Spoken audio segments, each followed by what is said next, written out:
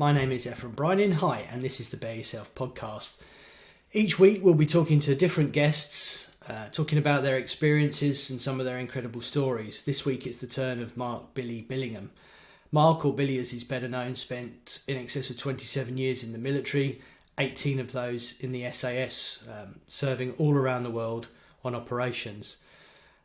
After the military, Billy became a celebrity bodyguard, did a lot of work for charity, set up his own charity Rebuild globally with his wife Jules, and also became more of a household name, I suppose, through the Channel 4 series SAS Who Dares Wins, which is where I was fortunate enough to meet Billy when I took part in the second series. We filmed this, or we recorded this in the lead up to Remembrance Sunday, which is a poignant day for both of us, and shared some of our own feelings and experiences on loss, on war, and all things in between. So I hope you find it interesting. It was a fascinating discussion. I love talking to Billy. I consider him a friend, and I could have talked to him for hours and hours and hours. So I hope you enjoy it, and this is Billy's story. Billy, thank you, mate, for joining. Really appreciate you joining the podcast. I was thinking the other day, we've known each other for 6 years. We first met in 2013. It was May 2013 because it had just been my birthday. We flew out to Ecuador. And do you recall the first thing that you said to me? You won't, but I do. It was something along the lines of, "What the fuck are you doing here? How old are you?" or something like that. You said, "What's your name?" And I said, Ephraim. Oh, no. Yeah, and you went, I on the bridge before I flew you off. I don't, what sort of a name is that? What sort of a fucking name is that? And I looked at you and smiled, and you said something about a man called Sue. I was like, what is that? And then you said, look up, look down, step forwards and push me off. What I meant to say is, I can't swim. I thought I'd mention that to you, but it never came out. Next thing I knew, I was dropping. The outcome would have been the same. I'd have still thrown you off the bridge. But I was thinking, what does he mean? A boy called Sue or a man called Sue? Something about Johnny Cash was all I could remember. But yeah, so we've known each other a long time back out there. And I know the show's changed so much since then. I mean, you've got male and female, celebrity side of things as well, which is all new as well. And there's been with the exception of, I think it was your first series as well, the one we did, the second series. There's only yourself and Foxy remain. Everybody else has sort of been replaced, if that's the right word, or moved across. There's been a lot of them as well. I mean, how is it now doing the show for you? Is it still the same sort of experience, or has it changed a lot over the years? Have you grown into it, changed how? I don't know what your perceptions are when you go into. I mean, how do you feel when you start one? Well, I mean, when on the first one, your one, when I started, I didn't really know what to expect and what to think, or how I was going to be, or how I'm going to play this. So the one thing that is still the same from back then to now is the fact that the show is run like a course. You know, we forget the cameras, and we try to keep it as authentic and as realistic as we possibly can. It's evolved with every single one. You know, we learn lessons of how to get the best out of people and what the show's really about. And on yours, funny old thing is, when we did the mirror room sort of stuff, I hated it. I didn't understand it. Why are we doing this? But now, I understand. I think the mirror room is the main part of the whole show now, because it gets somebody's story out. And it's not to say everybody's story is the same, it's sad, it's this, but it gets their story out. And from that story that comes out, you know, we can add our experience, and we're by no means experienced or professionals on dealing with psychology and all that sort of stuff and how to really handle it. We'll put our spin on it of the experiences we've had, but the beauty of it and where I've seen it evolve to is the fact that the person sat in front of us in the mirror room, we've generally changed their life because we've come over with understand your sadness and your reasons, but however, and we've given that person a chance to sort of go, okay, got it, pick myself up, move forward. But the beauty of that is 20,000 plus people watching that show when that comes out beyond the screen go, wow, if he can talk about it like you did, or so-and-so, then I can. And it helps so many people. So from the start to when I first started, I didn't really know what to do, and I didn't like that bit, to where I am now, I think I love it. I think it does so many good things for so many people. I agree. I don't understand why in that room people are happy to become so vulnerable. It's really weird, isn't it? But they probably talk about things in an instant straight away that they haven't spoken to people they've known most of their lives. It's really powerful how people become really vulnerable and they feel safe in that environment.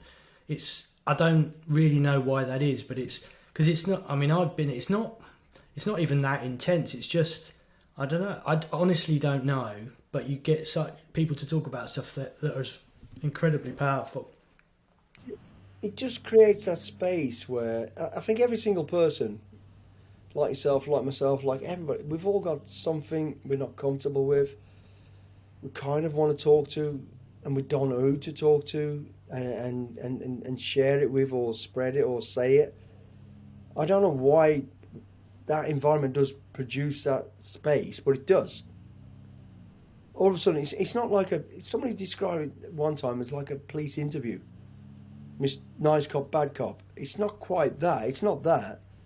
It's actually, it's just, I think for the person that's sharing the story, it just gives them the sense of, you can trust in speaking to us, I guess. I believe. You can tell I me think that. trust is a big part of it, yeah. Yeah, because you're probably looking at us, especially in your scenario for sure. You're looking at somebody that shared the scenario that you want to talk about. We've been there, we've seen it, we've done it, although it's a different experience to what you had. So I think it feels very, very comfortable to people to be able to, in that room, share the scenario and situation. But I don't know why it is, how it is, but it does. Everybody does. I believe everybody walks out that mirror room 2 inches taller because they've got that frigging pain and that burden off their back. Yeah, I agree. I say the same to myself. Why are you sharing that now? Why are you here doing this? But most people go to church and go into a silent little room and have a prayer and say their little thing and feel. I think this opens it up to. I've got nothing to hide to anybody. I don't. It's not in a secret little room. This is to the world now. Yeah, it is. It is a great thing. But weirdly enough, although it's really comfortable to physically to do it, to watch it back, I find incredibly uncomfortable.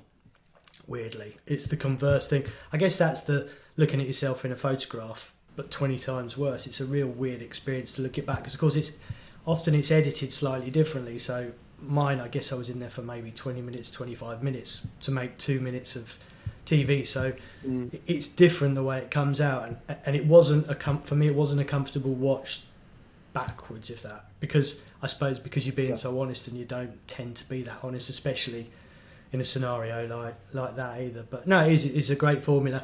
I wanted to ask you a little bit about you before you. I mean, everybody's kind of aware of the military stuff, the celebrity stuff, the bodyguarding. But going back to before you enlisted, when you were a young man, I know you were raised in the Midlands. And the world was really, I mean, being a child of the 70s and 80s was pretty bloody brutal in comparison to what it is now. And I think youngsters nowadays, although it's very different for them the way they're coming up, people forget how it's pretty grim in England in the 70s and 80s with the race, the class stuff, the miners' strikes, the riots, the poll tax riots, the football, all of these different things. It was very different. So what were you like, and what was your... what was your scenario? What was your prospects, I suppose, when you were growing up in the 70s and 80s in the Midlands? I mean, the 70s, 80s, was my period of growing up, of course. It was, I talk about this in my shows. At the time, poverty was the normal. Although you say poverty, my dad worked 12 hours, my mum worked 12 hours. They both had jobs, but they were working so hard, but what they were earning was next to nothing. We were struggling. We had next to nothing. But everybody around us were in the same boat.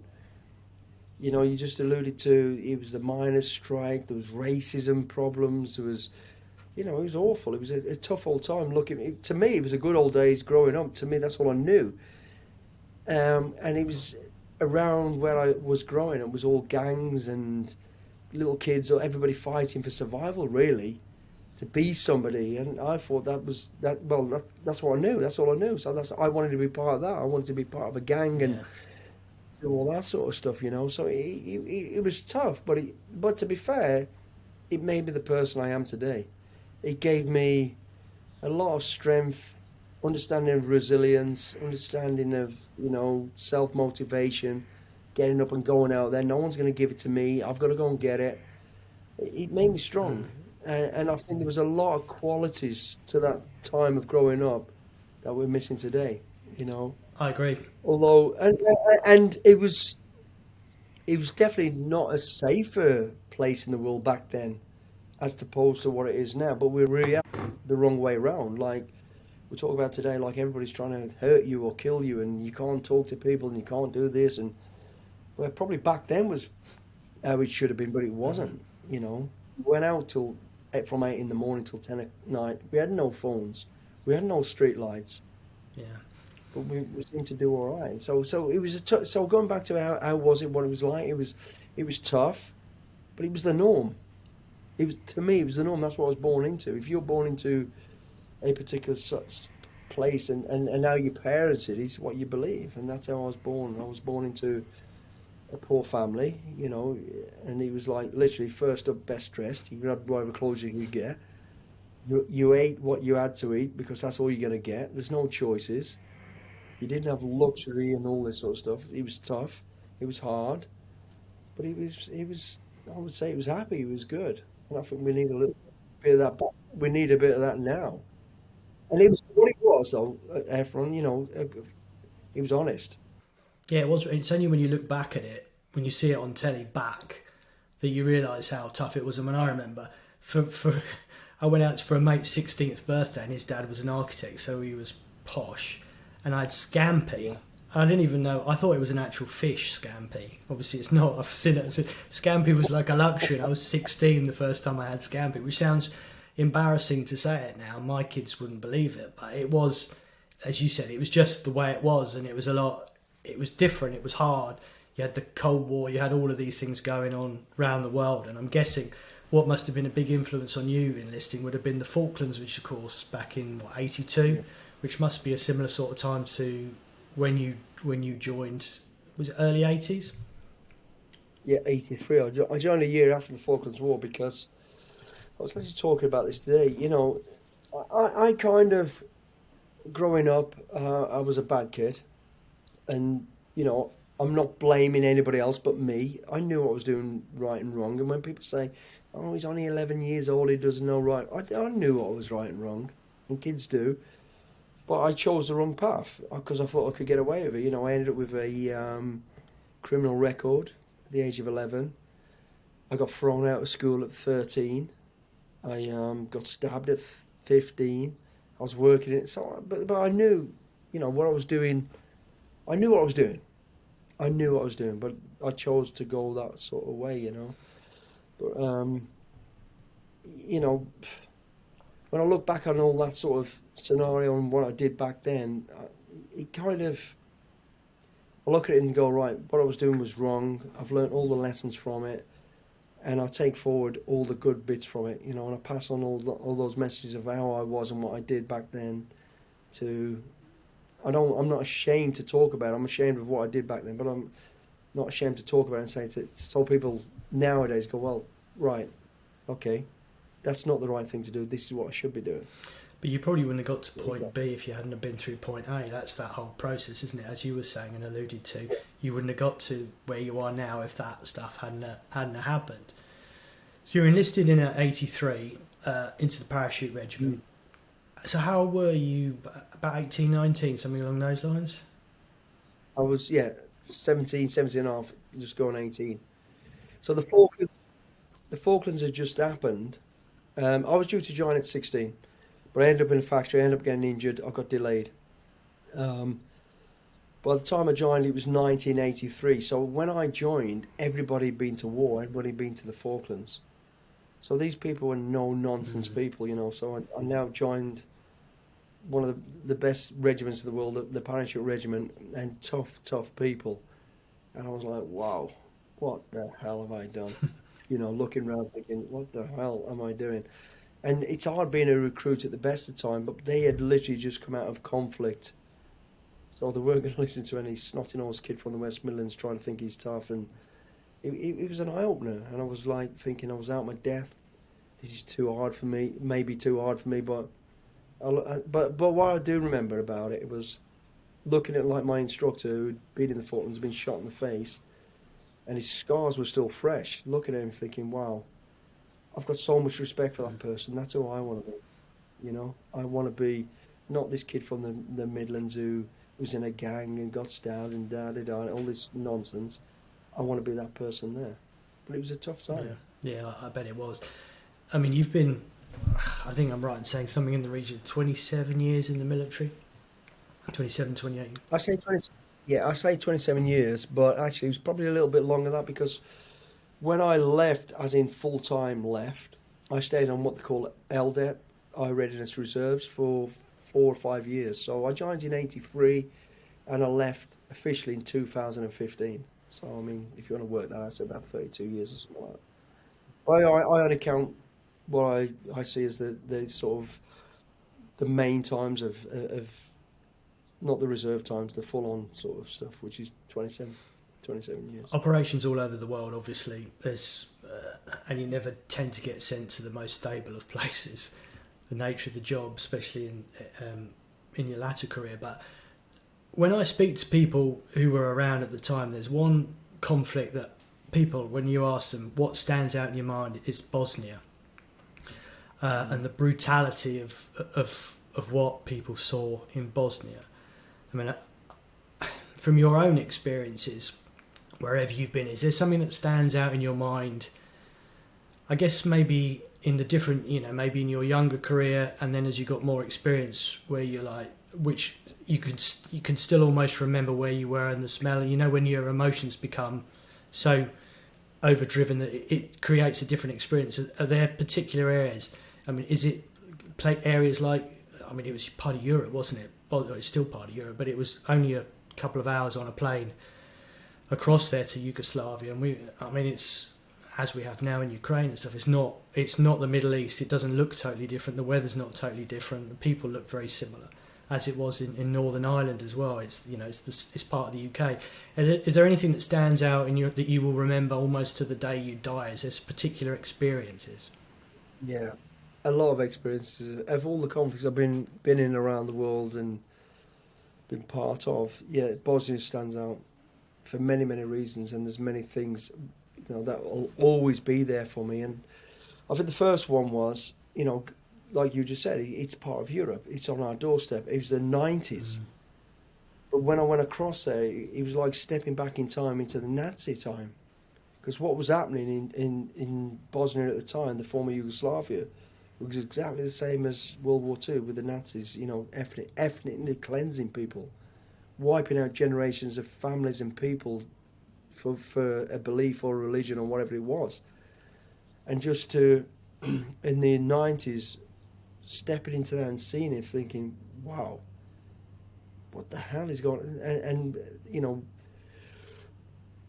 being there, seeing bodies on the streets, seeing tanks burnt out, seeing buildings burnt out and all this sort of stuff, it's kind of what I've expected. It was a war zone. But then I remember one day coming across like a mass amount of bodies hidden in a small apple orchard. And I remember coming down towards the village where it was, and it was beautiful. It's just like you see on a postcard. A river, white buildings, beautiful. You thought, wow. But you could smell death. You could smell, dead bodies. And as we came down, I remember looking over to the left-hand side and seeing an orchard, but a pile of something with blue tarpaulin over it. And I just knew that wasn't anything other than bodies. So anyway, we end up round, I'll cut it kind of short, we end up round this thing, pulling the tarpaulin off, and it was bodies. It was everything from children to soldiers to normal civilians to grand people. And they were killed within probably 5 days to 5 hours, 2 hours, because the people on top were still almost smoking, smouldering, and blood. It was horrendous. So seeing that sight, and that will always stick in my mind, seeing that. But the thing about all that was, I thought, right, this is war, and I know horrible things happen in war, but this didn't make sense to me because I looked at it and I thought, well, firstly, most of these are civilians. Soldiers don't do this. This is not what soldiers do. Because if that was my troops fighting through this, I would not allow any of that to happen, what I could see in front of me. That was the first thing. So I thought, this doesn't make sense to me, how this is happening. Secondly was, like I think I've already alluded to, this is 1993, 4, whatever it was.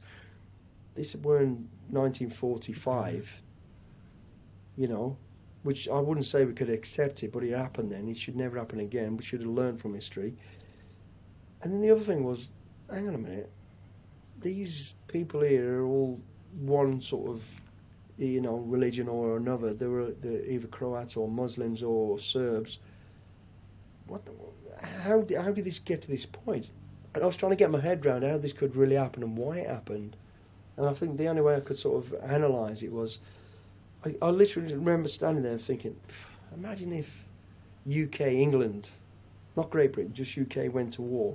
You know, Scotland up north, Wales in the west, us through the central, and we're fighting a battle against the Scots, and while we're fighting, the Welsh push across and create mayhem and all these problems.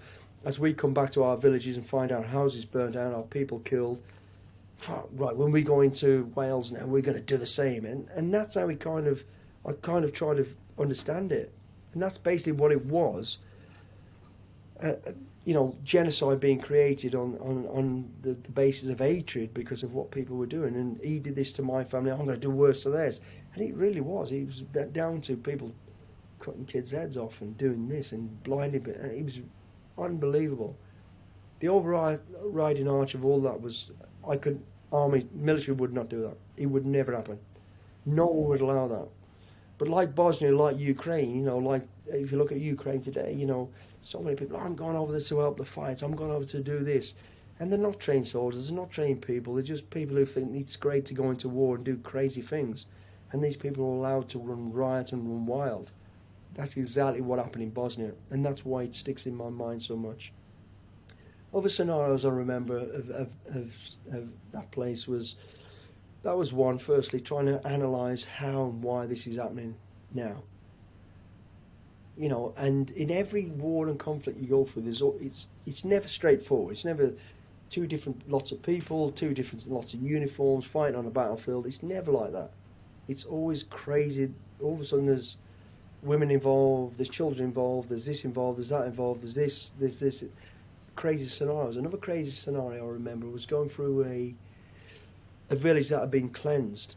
We were behind the people doing this, and it was actually Arkhan's Tigers, who was an evil person. You know, he just cleansed this village of everybody that didn't follow him and his religion and whatever it was. But in this village were people that were loyal to him and believed in him. So we came across this situation where half the houses were burnt out. There was literally bodies on the lawn, hanging out of cars. And then midway through the village is a beautiful garden with the house next door on fire, the house to the right on fire. His house was great. The lawn was green and beautiful. There was a red BMW in the drive, and the guy is washing it like it's a normal Sunday morning. The kids are chasing a boy and a girl chasing each other over a bike on the grass. But yet left and right was, and I was like, I remember looking at it, and even today I talked to the guy that was with me, I go, red BMW, and he goes, yep, red, it was true. So it was that serenity of it sticks in my mind, and then the resilience of the people, the genuine people of what they were going through and how hard it was, but they still believed in hope and stopping this, you know. And we had an interpreter, Kamala, Muslim female girl who was our interpreter, and she was just amazing. You know, she didn't care about the factions and the differences. She just wanted peace but said anything we needed to say. She said it exactly as we wanted to say it. You know, and I remember one time looking at a situation, and it was her house that was on fire, but she was able to still find the strength and the courage to go, this is so wrong and so bad, but we can find a solution to this. And looking at her and thinking, wow, could I do that? I don't really know. It was just so powerful. So just thinking about, that scenario, that situation of conflicts and war and all that's some of that. It scarred me. It scarred me for life. It doesn't. I don't wake up screaming in the night and stuff like that. I'm not trying to say any of that, but it just reminds me of how evil people can be, but how beautiful people can be, and how crazy the world can be on a turn of a sixpence. Jen, it's an interesting point you make about when other factions get involved and it's not military. You've got people charging around, and we've seen it, in recent years, haven't we, in the Middle East with ISIS, and people, chartered surveyors go out and turn into people that can all of a sudden chop people's heads off, and it makes literally no sense. But on the other side of things, you've obviously experienced things that most of us normal, conventional people will luckily never experience, but you'll have lost colleagues as well along the way.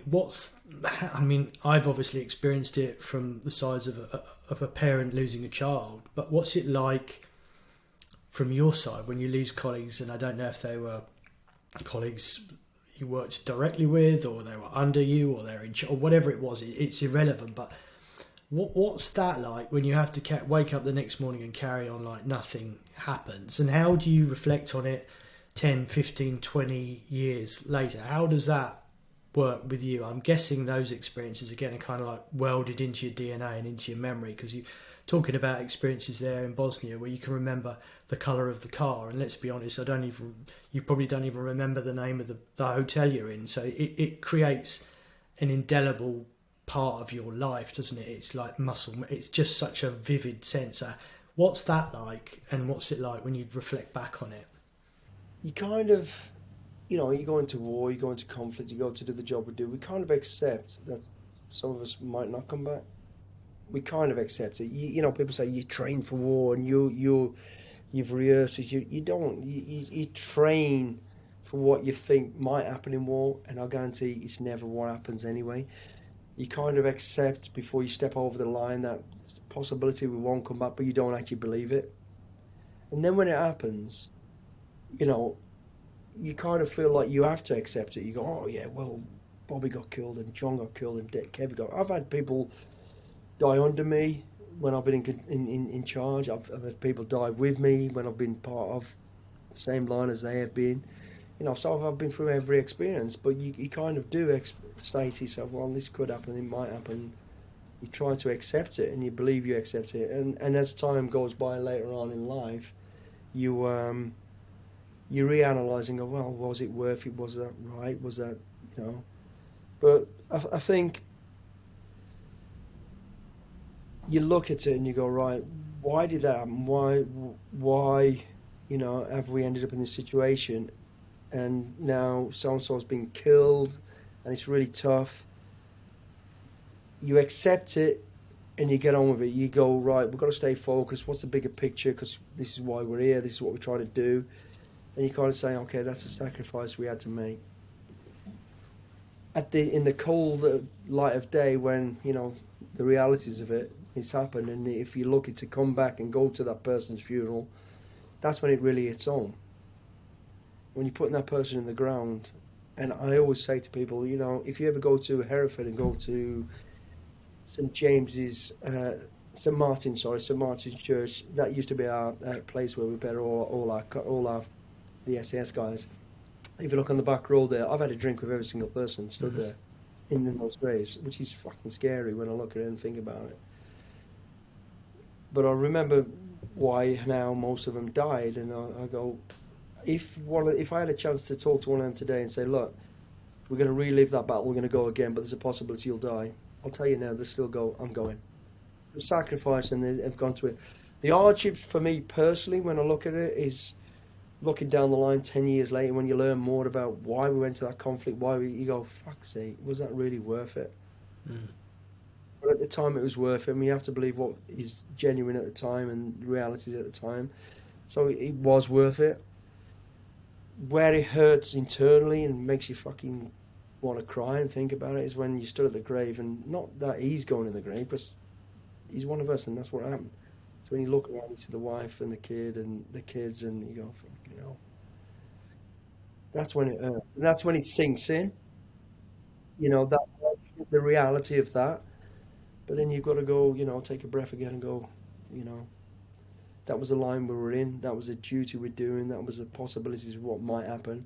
And as I kind of alluded to right at the start, you never believed it was going to happen, but it does happen, and it has happened. But now you've got to get on with it. You've got to accept it and go forward. You know, but the thing that kind of always comes up is, did we do the fucking right thing? Was we in that right place? You know, and people going, yeah, you're just a soldier, you follow orders. No, you fucking don't. We are soldiers, we do follow orders, but we're not fucking stupid. We do actually question, go, hang on, politically, is this the right thing to do? Why are we doing this? We're not fucking animals or, you know, stupid people who go, oh, we've got to do this. So at that time, you base it on who's giving you the information, what's the truth, why are we doing? Are we doing this to make this a better place? It's a big focus, it's a big risk, there's a big sacrifice, but it's for the greater good, and that's what you always believe as a soldier when you go into any conflict, you know, and you do, and you believe it's right, and you can only do that on what you're being told and fed at the time, and you can do your due diligence yourself, but there's only so much you can know. Then you find out 10 years later, well, actually, that was a lie because he did this and she was doing that, but it's too fucking late then anyway. So you rest on your laurels of, I did the right thing at the right time. I agree with you, and I mean, we're coming up, as we were saying, to remembrance. And for us, having lost James in Afghanistan, it's nice to know that the impact that he had on people still remains. And whilst he's frozen in time in 2013, at 22, as they've grown, he still continues to have an influence on them. I mean, and they're scattered all around the globe now. And all that we can ask is that people continue to remember that process, because obviously when we're gone, we hope that process continues. And I think it's little things like that you hold on to. And I think you're right, it's the job that you trained to do, and the job in James's case that he loved to do and he excelled in. And we were saying just before we started this, what a massive part luck has in these things. It may be a step to the right, a step to the left, a half second here and there makes all the difference. And that's, it's not, is it fate, is it not fate? Who knows? I guess we'll know that one day when it's our time. But I think you've got to retain your sanity on these side of things. You've got to look at it in a pragmatic way. And yes, you can all look at and dwell on the politics of things as we can with what's happened in Afghanistan. And if you did think about it, it would probably drive you crazy, but you can't, because at the time, with the knowledge, and you don't know, you don't know the impact that it had. It had a huge impact on there over the time. It hasn't ended up as we would have hoped, but I think it's just one of those, isn't it? So it's a difficult process.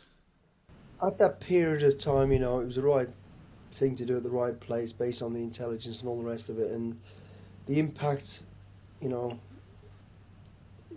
it had him doing James did what he did will have changed so many other people's lives, and there's never an easy way to talk around this or talk about this, but James went out there to do what he wanted to do, to help and to do the right thing, and that's what he did. And he paid with the ultimate thing, which was with his life, And at the time, it would have made a massive difference out there, doing what he did, And that's when I look at. I was lucky, There's always an element of lucky. Exactly what you just said, mate. One step to the left, one step to the right. I made so many little one steps to the left and right, and walked away from things I should never have done. Never have done. And I talk about scenarios, not one, not two, not three, probably 5, 6, where how did I ever get out of that? How did any of us standing here get out of that? And I still don't know. There's an element of luck, and things happen for a reason, I guess. I don't know. It's the only way you can rationalise it, isn't it? It's just it is what it is, and we are where we are with it. I mean, I'm a big believer, with the remembrance thing, and remembering our people that sacrificed their life, because that's exactly what they did. It's for the greater good, and for a better world that we have today.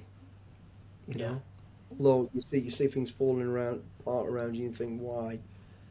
It's still, it's still a better place to be. Of course, it is.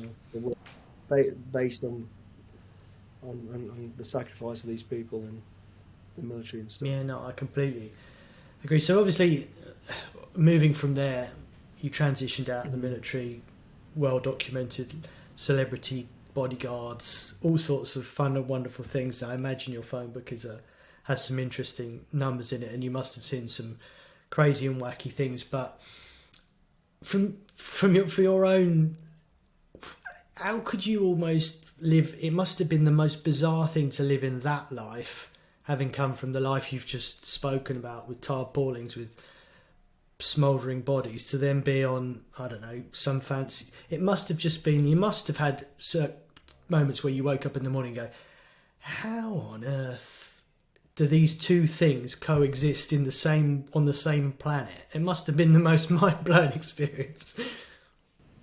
Mate, it was. I went from this world, right, of clandestine, smoking daggers, no one knows who I am, can't talk about, to totally the opposite, to being on every magazine, in front of every camera, to who's this. And the thing was, the truth is, when I left the military, after doing all my time, I needed a job.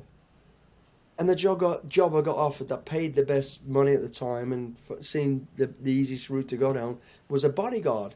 It just happened to be with the most A-list people in the world. So I literally went from this fucking crazy world to this totally opposite. And that was difficult. That was awkward. That was like, wow.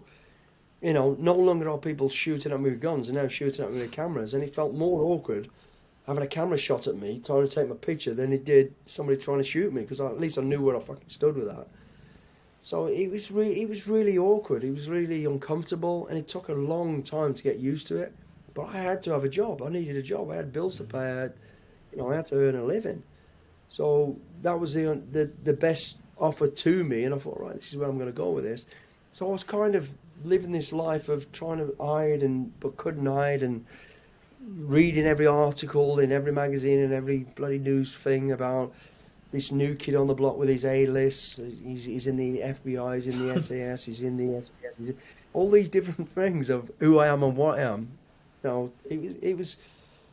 If I said it was funny, I would be lying. It was kind of funny, but it wasn't funny. It was uncomfortable. It was weird. And for me, I was like dipping my toe in the water, taking my toe out of the water, not fully committing to it, because I was thinking, maybe I can just do a little bit, get some money, and go and find something else. And that was never going to happen.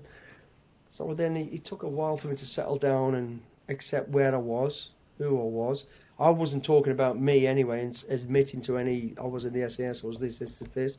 I wasn't doing any of that initially. It was all, I'm just trying to survive here. I'm doing a job, trying to stay out of the way of the cameras and protect these people and do what I know best and earn a living. So that's how it was initially. And then obviously it grew from there, from being this side of the camera to going to that side of the camera. So the answer to your question was, it was awkward. It was really weird. It was strange. And everybody I spoke to was like, wow, you've now got the best job in the world. You've gone from... And it was a great job. It wasn't the best job in the world. It was hard work. I was working 18 hours a day. I had no personal life. It was like being back in the military. I was away from family, making sacrifices. I was living somebody else's life to protect somebody else. It was weird, but I needed that job, and that's how it was. It was uncomfortable. And the biggest thing was that just transition from totally opposite scales to what my life was before, for 27, 28, 30 years, to now this, wow. Almost in the blink of an eye. Yeah, and it really was. I literally stepped out of... I came back from Brunei to London to work, still working in the military, to stepping out for a quick break to onto this job. And then that job became my job, because that was it. It was like, wow. There was no steady, let's go and do a course on being, learning how to use a computer to do this, to do that. It was like, boom, put down the weapon, step out, put on a suit, go and do that. It was that. It was as clear as that. Bang, no transition, straight into it. So it was hard, it was awkward. But I had to work, so that's where I ended up. And it took a long while to get used to it. Mad existence, really. I mean, you've had a pretty full-on life, obviously, with all the different facets of it. I guess each part of it you've enjoyed. Each part teaches you stuff as you go along, from your childhood to the early years in the military, to the latter years in the military, to the celebrity stuff. And it's led you to where you are now. Obviously, there's a huge amount you do, charitable stuff you do, how you met Jules, which is fantastic out in Haiti. And it's incredible work. And I wanted, is that something that sort of soothes your soul a little bit? Do you find it cathartic? Because I find it very cathartic. If you can just help one person, the difference it makes to them and their family and their surroundings and their opportunities is incredible. Is that, people, the more you give, the more you get with these things, don't you? It's an incredible thing to be able to help people through your own experience, be that financial, be that through your skills, the confidence you've got, and different contacts. It's a huge thing. So I know you do a lot of work through your main charity, through Rebuild, but you also work with other charities. So what always draws you back? You're like a sucker for punishment in that respect, I know, because you could do that probably 24 hours a day, 7 days a week, 12 months a year with people reaching out to you, I'd imagine.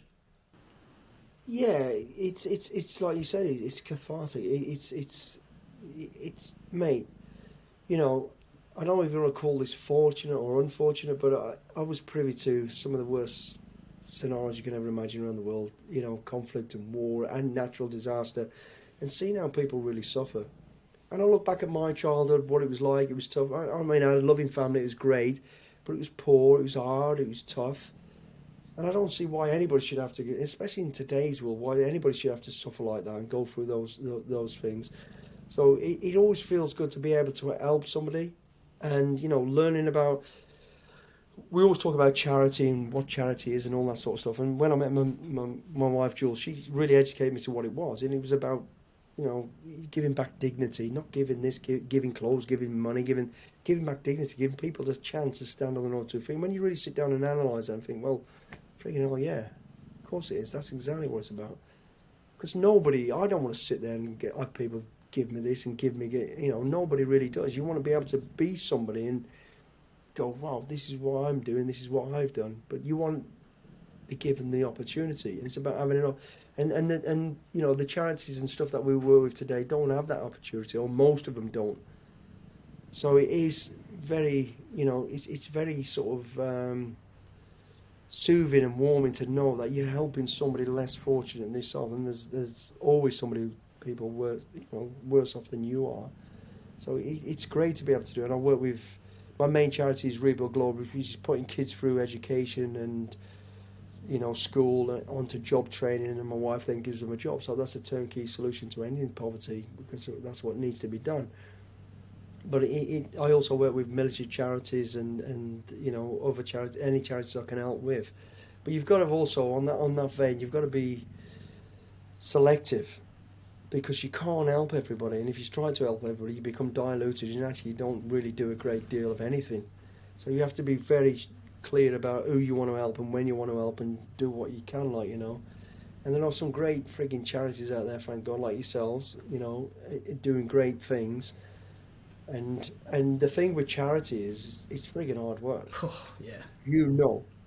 And the other thing with charity is it's never going to end. Yeah. It's never going to end. There is no end state. Yeah. The thing is, it's to keep it sustainable.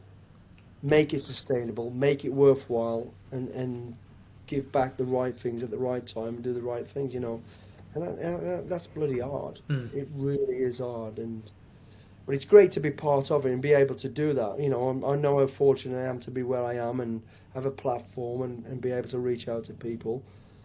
And it's bloody tough, mate, as you very well know, because you run the charity, But it's very relaxing to me. It's very therapeutic. It makes me feel it's better than any paycheck. Yeah. Knowing the fact that 2 more kids have gone to school, they've got through school, they've got a job now, it's brilliant. Yeah. Like for you, helping people who're mentally struggling to get them on the straight and narrow and give them a chance to relive their lives again. There's no better paycheck. Absolutely, like when you were talking about Rebuild, it's that thing that give a man a fish and he'll eat for a day, teach him how to fish and he'll eat forever. It's that sort of thing. It is that, mate, and but you have got to be, you have to do due diligence on what you're doing as well. Making sure that you're doing the right thing and not. I remember, lessons learned. I went into Haiti for the first time, and I've always been involved in charity. But when I started getting to it, into it deeply and understand what it really was all about. I remember seeing all these orphans in Haiti and going, well, why is nobody doing anything? Well, I'm going to do something. I went and got a bloody bus, put 20 kids on a bus, took them to the beach, not thinking about what I was doing. These little kids, you know, ranged from about 2-year-old to about 5, took them to the beach and they all ran in the sea and nearly fucking drowned. I went, oh, fuck, I can't swim. So I'm now running in the sea, grabbing little kids and throwing them back onto the beach. So as much as I was trying to help, I was actually about just to create the biggest fucking problem ever. These little kids have lost everything now, are just about to lose their life because I thought I was doing something right. I think what I'm trying to say is you need to do your due diligence when you're helping, as you know, and go, right, what is the best way to do this? And it's not the quick solution. It's not a Band-Aid. It's got to be the full dress in the full, but you have to do the due diligence and the work to do that. And I'm now in that position where I've been through it so many times, and we've got charities, and I'm working with great charities like yourself, and I understand now it's the right thing to be doing at the right time and when to do it. So I'm sorry if I've gone round a bit of a roundabout there. No, there is no easy answer to it, is it? It's like all these things. There isn't, mate, but it's very therapeutic. It's very cathartic. It's very, it's very, whatever the word is. It feels good. It does, and much power to you for doing it. And I don't need a pat on the back like you don't. You know, people don't realise when you're running a charity like you are and doing things and helping so many people, you fucking hell, mate. It's sleepless nights. It's bloody hard work, mate. Yeah, and a lot of it's not very glamorous. It's not going to get easy. No. The better you get at it, the bigger it's going to get, the harder it's going to get. Because that's what it is. Because people need help and need support. And thank God for people like yourselves and everybody else there doing this. You know. But I'm in a great place now, you know. I understand hardship because of my growing up and the way I've been. I understand hardships because of where I've been and what I've done, conflict, and I understand what needs to be done, and I understand where I'm at, and I'm very grateful for where I'm at and what I have. I don't need a lot, and most people don't. Forget materials, forget everything else, you know, and everybody can lend an hand to someone. Yeah. That's how I feel about it all right now, you know. You're right, and I guess that mantra that you always use, always a little further, is part of everything that you do as you move forwards now. Yeah. And when people, you must get a lot of younger people who are looking for sort of inspiration, if that's the right word, or guidance, or, you know, what can I do to better myself and do this, do that. And I guess it's such a difficult question to ask because you don't know about individual people. But what's your, you know, if people ask you general and generic stuff, what routines do you have that helps you continue like that every day? I mean, I know you love the fizz like I do as part of your daily thing as best as it can be when you're travelling, but is there certain like key ingredients of your day that you have to do or try and do? Yeah, I think the key ingredients every day is when you get up is do the right thing, whatever the right thing might be. For me to kickstart my day and to stay motivated, I try to do a bit of fizz and have some sort of routine. Get up, do my fizz, it kickstarts me for the day, makes me feel like I've got a bigger day and a longer day. And then do whatever you think is, you know, the right thing for whatever you're doing at that time, you know, and whether that's doing charity work, helping somebody, or doing your own job, do it well and do it properly. Just be a good fucking person. I think it's a key message I could give to anybody. Be a good person and don't look down on anybody, and just be caring and be a nice fucking person. For you now, what's next? What's the future plans? Where do you go next? I'm just going to keep rolling the dice and just see what comes. I'm going to stay with the TV stuff. I'm trying to keep running with the youngsters, you know, keep up the fitness. I'm doing a bit of knee surgery and foot surgery to hopefully fix the problems that I have and allow me to carry on doing what I'm going to do whatever I can do, mate. The charity work I love, I'm going to keep doing. I'll support all good people that are doing great stuff like yourselves and other people, and just enjoy life. You know, challenge-wise, you know, okay, Jules will jump on me in a minute. You know, I wanted to break this world record parachuting, blah, blah, blah. Probably ain't going to happen now, but it's in the dream somewhere. Maybe. See, we always used to know when you came round, when it was your ugly face that used to stick its head round where we were in the accommodation, we knew we were in for a hard time. Probably that. And you were known as Billy the See You Next Tuesday when you came in, because it was the worst. It was you again. It's like, because it just would go on and on and on. Everything that happened. That's what people don't understand about that show. It just goes on and on. It's relentless, isn't it? People only see 40 minutes of it on TV. That's 18 hours a day. What you people go through and what we put you through is brutal, mate. It really is. You know, SAS selection is 6 months. We kind of condense that down to however long that show is, 12, 14 days, whatever it is.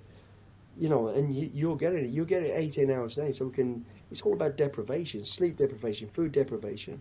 You know, we're ramming in physical deprivation. It's brutal. It is brutal. And I hope when, you know, I came across as firm and fair is what I am, I like to say. Well, I guess retrospectively, yes. I was a master of getting those 6 months of deprivation out of you in 5 days. Yeah, it was just, it's just, and you can't get across the smell and that jungle, the smell of it and the humidity, and it just comes to life at night. You lay down and there's just noise. It comes to life. Yeah, that's what we've just done the jungle again, believe it or not, and it's claustrophobic. People don't realise that the noise is intense. It's intimidating. Everything is intimidating. The floor starts moving at night. Everything around it's petrifying. People don't realise how bad that's just the environment. Then us on top of you, time on top of you, the challenges on top of you. It's brutal. Yeah. It's more brutal than the SAS selection in the jungle. Yeah, I guess because you've done years up to that point, so you know how to pack a bloody Bergen, don't you? And it's all of that panic that comes over. I mean, I remember my fingernails got infected because of all the crap in the water, and they got cut open, and I couldn't do my trousers up on my boots, so someone had to do my trousers up for me and stuff like that. Your fingers end up like Fred Flintstone's fingers. You know, people don't realise that little cut will become infected in an hour if you don't treat it, sort it out, and you don't get time to treat it. No.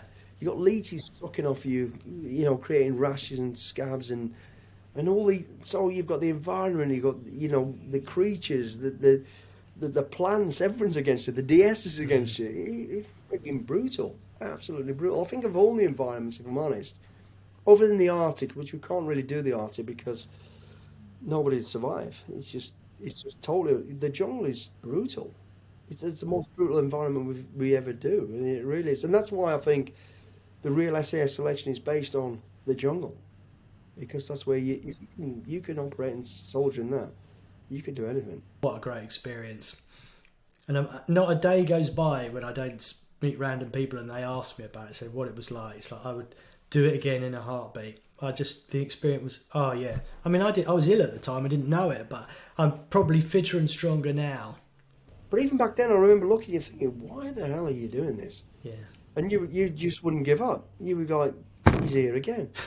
He's here again. The keen bee. And I wanted to just give up. I was feeling for you. But I mean, what you didn't know back then was you had an illness, and you know, people don't know that. And bloody hell, to be doing what you were doing with what you had was, oh my God. What a great experience. It's ridiculous. What an amazing experience. It's been brilliant. And Billy, I can't thank you enough, mate, for joining us on the podcast. It's been brilliant, as always. You're an absolute gentleman, and thank you. Mate, it's always good to talk to you. You know that, mate. And I love it. It's great. And keep doing what you're doing. Seriously, mate. You know, it's amazing what you're doing. And I know it's not easy. It's far from it. So I take my hat off to you, mate. All the best. Thank you very much, pal. Take care, mate.